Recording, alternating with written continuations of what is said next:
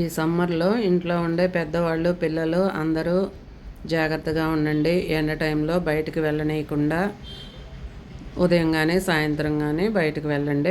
ఎండ టైంలో వెళ్ళొద్దు. అందరూ జాగ్రత్తగా ఉండండి. ఈరోజు నేనైతే టిఫిను కారం నెయ్యి దోశ చేస్తున్నాను. మామూలుగా మన పిల్లలు బయట అయితే నెయ్యి కారం దోశ అంటే ఇష్టంగా తింటుంటారు కదా. అదే మనము ఇంట్లో కూడా చేసామనుకో ఇంట్లో ఫుడ్ పెట్టినట్టు ఉంటుంది పిల్లలకి. చూడండి ఎలా చేస్తున్నాను. నెయ్యి కారం దోశ అంటే చాలామందికి ఇష్టం ఉంటుంది. బయట 50 రూపాయలైనా 60 రూపాయలైనా పెద్దవాళ్ళు పిల్లలు అందరూ కొనుక్కొని తింటారు.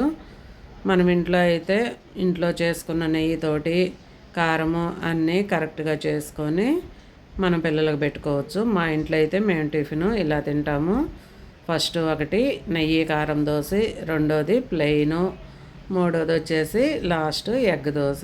ఒక్కొరు 3 దోశలు తింటారు, అంతకంటే ఎక్కువ ఎవరు తినేవాళ్ళు లేరు. ఇలా చూడండి, ఎగ్ దోశను కూడా ఇలా చేసి కనుక పోస్తే అంతా ఈవెన్గా స్ప్రెడ్ అయ్యి బాగుంటుంది. ఒక ఎగ్గును కొట్టేసి దాంట్లో కొంచెం కారం, సాల్ట్, పసుపు వేసి బాగా కలిపి అప్పుడు పొయ్యండి. ఇలా కనుక చేస్తే దోశ టేస్ట్ చాలా బాగా వస్తుంది. ఈ టిప్ కనుక నచ్చితే లైక్ చేసి సబ్స్క్రైబ్ చేసుకొని మీ ఫ్రెండ్స్కి షేర్ చేసి వీడియో ఎలా ఉందో కామెంట్ చేయండి. మీరు ఇంతకుముందు నెయ్యి కారం దోశ అంటే ఎలా చేసేవాళ్ళో నాకు కూడా కామెంట్ చేయండి.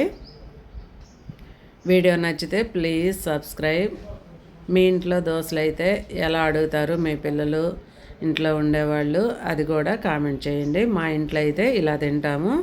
దీనికి కాంబినేషను పల్లీ చట్నీ, ఎర్ర కారం చట్నీ, ఈ రెండు అయితే సూపర్ టేస్ట్.